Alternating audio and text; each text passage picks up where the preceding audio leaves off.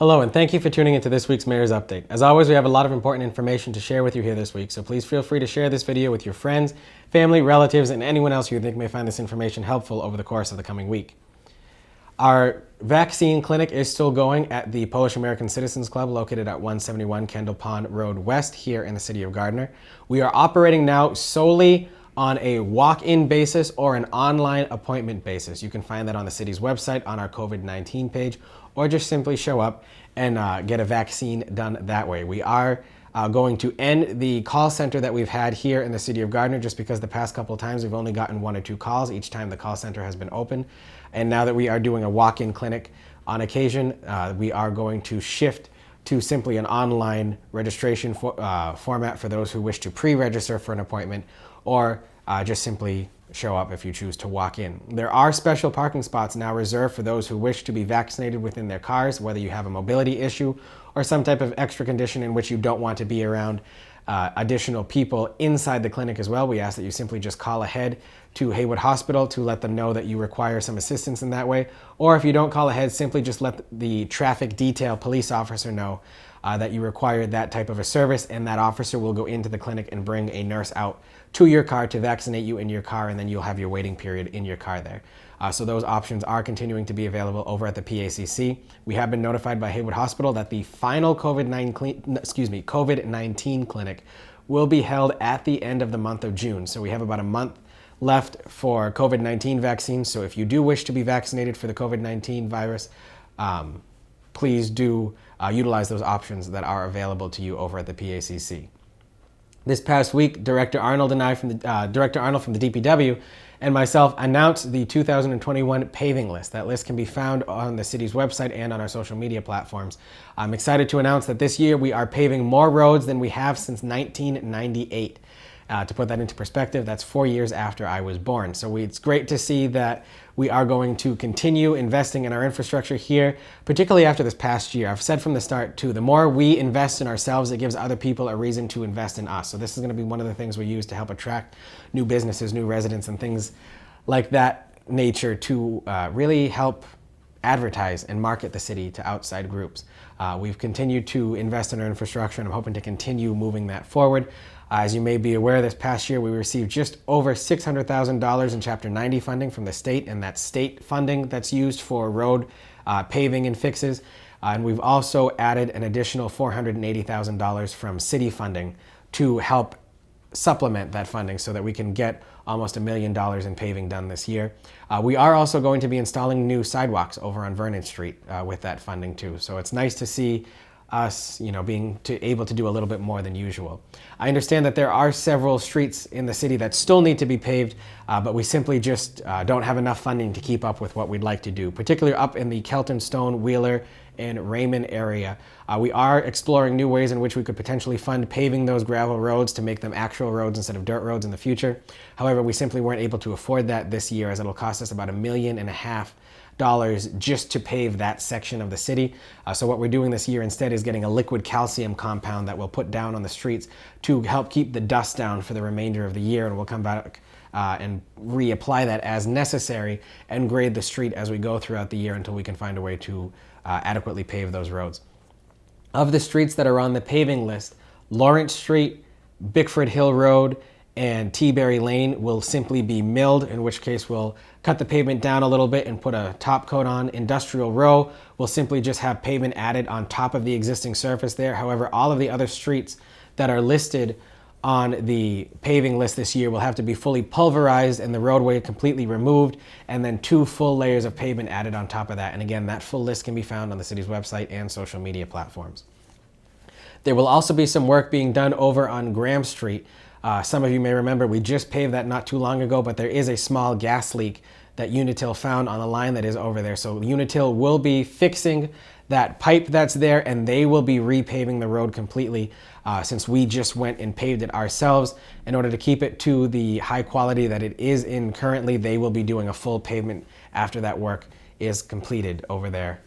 Our outdoor seating tables are starting to be put out in some areas of the city. If you go in George Sweeney Park, around the Edward Jones office, or around the Paramount Cafe, or over by the Mackey lot, you'll see the tents and the tables start to be put up. There will be additional tables being put up in front of the Flatiron Building in Bullnose Park by the Stone Lions downtown, as well as over by Hometown Barber and Gardner Public Library down over on West Line Street. Those are being put out a little later because the kits that we received from the vendor that we purchased them did not have all of the pre-drilled holes put in for which the bolts that connect them together have to be applied. So the manufacturer is sending us the drill and the bit in order to put those holes in those tables so that we can fully put them out. Those tables will also have canopies put on top of them that are solar panels that will have charging stations built into the tables as well. So anyone wishing to utilize those seating options in the downtown area can also go and charge your phones if you have your cable as well with a USB port or a regular charging outlet. So we're looking forward to getting those up within the next 2 weeks. However, we do have some of those other options available. Again, those aren't for any specific restaurant. That's simply for people who wish to either bring their own food or order some takeout from any of our downtown businesses and just sit outside and enjoy the city. There are extra trash receptacles that are being put out in those locations that can help with that function as well. And there is going to be signs put up saying, you know, clean up at your own uses, and we are going to have the police department monitor with their rounds to make sure that people are following those regulations and guidelines that we have put in place for those locations as well. But it's nice to see something extra added to our downtown so that people can utilize those. And again, that was all funded through a state grant that we received last year from the Baker-Polito administration. We have started to award the micro enterprise grants that have been funded early on in the pandemic. We had several different back and forths with the Department of Community Development and Housing at the state level that had to approve us giving out every check that had been applied for by the businesses. So it did take a while, a little longer than we hoped for, to get that money out. However, we are starting to award those grants. Of the $400,000 that we were awarded to be able to give out to our different micro enterprises, which again is defined as businesses that have 5 or less employees that have been negatively impacted by the pandemic, we were able to award all but $25,000 of that. This past week, we handed out just over $165,000 worth of checks to some of the businesses, and we will continue to do that over the course of the next coming weeks as the paperwork gets completed and the contracts get signed by the different individual businesses. I'm also happy to announce that right before the checks were cut, the state increased what we were allowed to give out to each businesses. So businesses were eligible to receive up to $25,000 in funding from this grant program. And again, this grant reimburses certain expenses that they had during the pandemic in terms of rent and utility costs, to help them recover that lost revenue that they may have had when they were shut down because of the pandemic or operating on a limited capacity. So thank you very much to Jessica DeRoy, our Economic Development Coordinator, as well as to our former Economic Development Coordinator, Maribel Cruz, and all of our staff members in the Department of Community Development and Planning for the work that they've done on that. Also our former Assistant Director of Community Development, Jeff LeGros, for all of the work that they did to really get that program off the ground, especially during the constant back and forth that we had with the state in order to fully be able to cut those checks and give them out. But here we are at the end of it, and we've given out almost $500,000 in grant funding to our local businesses. So that's great to see us be able to support them in that manner. Our Memorial Day celebrations will be taking place this coming weekend. We will have our traditional Memorial Day ceremony. Rather than our full parade that we normally have, we'll have a smaller ceremony up in Monument Park at 10 a.m. on Memorial Day. That'll feature our usual speakers, the different veterans organizations that we have up there, the regular Memorial Day ceremonies that we annually have to honor those who sacrificed and gave their lives for our country. Following that, at 12 noon, we will be doing the formal dedication ceremony of the Pleasant Street Bridge, now recently renamed the Corporal Lawrence Lukasiewicz Memorial Bridge, named after a Gardner veteran who was killed in World War II. So again, that dedication ceremony will be taking place at noon. At that ceremony, we will also be rededicating Polish American Veterans Square, which that location has been named for several decades here in the city of Gardner to honor our Polish American veterans here and their contributions to our city's and our nation's history. So again, our regular Memorial Day ceremony, Monument Park, 10 a.m. The Polish American Veterans Square and Pleasant Street Bridge formal dedication will take place at noon on Memorial Day. This past week, I submitted the fiscal year 2022 operating budget to the City Council. That budget equates to just about $70.6 million for the city over the course of the next year. Now, the city's fiscal year runs from July 1st to June 30th. So the council will be meeting during the month of June to vote on that budget before July 1st in order to get us up and running for the fiscal year. There are some programs that are being added in this year's budget, and we'll go over those later on in that day, but please do keep an eye out as the standing committees of the City Council will be holding their budget hearings with the different departments over the course of the coming week, and you'll be able to find those either on the city's website if they are in person or on YouTube if they are on Zoom.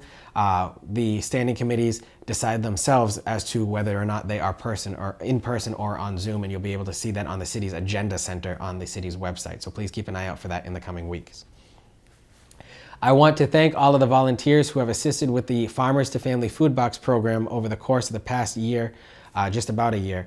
The federal government is formally ending that program at the end of this week due to several different economic sectors of our economy fully opening up now as we're seeing the light at the end of the tunnel from this pandemic. So I do want to thank everyone at the CAC, particularly Julie Meehan, all of our volunteers who helped deliver the food boxes back from when it was at the middle school to now.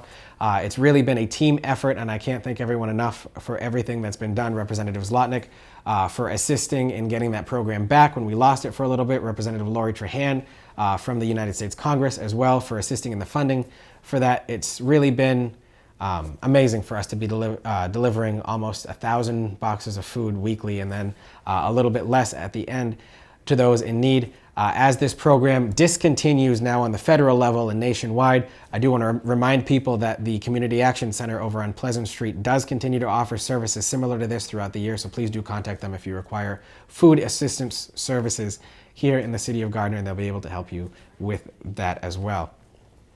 The Vietnam Veterans of America will be holding their annual Memorial Day motorcycle ride this coming Sunday at the Polish American Citizens Club. The kickoffs will be taking place in smaller groups than usual due to different pandemic restrictions that they have put in place for themselves to make sure that there is no spread of any potential spread of the virus at that location. So there will be different send-off groups between 7:45 and 10 a.m. this coming Sunday. Again, you can check out the Vietnam Veterans of America's posts about that for further information, but I do want to remind people that that is taking place this Sunday. And then to close out with a fun event this Saturday as well, May 29th from 10 a.m. to 2 p.m., the Chair City Legacy Makerspace will be having an open house at their location over on School Street. For those of you who may not be aware about what this is a small workshop in which people who are carpenters or who used to work in the chair factories here in Gardner can teach younger generations how those pieces of furniture used to be built, how Gardner's history as the chair city can help move people forward and learn different craftsmanship items along the way. So that is going to be a very neat event to attend. It is just a drop-in event. Masks are required, and as well as social distancing. But please do feel free to stop by the Chair City Legacy Makerspace location on School Street in the old Simplex building behind the Wachusett Incubator next to MuscleWorks Gym to stop by and see the great work being done there. But that concludes this week's update. Until we speak again, please continue to watch out for yourselves and others. Do something to get your mind off of the craziness of the world and keep track of your own mental and physical health during these trying times. Get out and enjoy some of the parks, playgrounds, and different locations that we have to offer here in the city, particularly with all of the warmer weather that's coming now. I'll give you a sneak peek that we are going to be releasing a full 2021 project list for the city coming very soon, so you'll be able to see a map of all of the different projects that we're going to be working on in the coming year, so you can start planning ahead for either places you may want to avoid driving while we're paving, or just to look forward to if there's a new store opening there. And I look forward to speaking with you again next week. Thank you very much, and have a good day.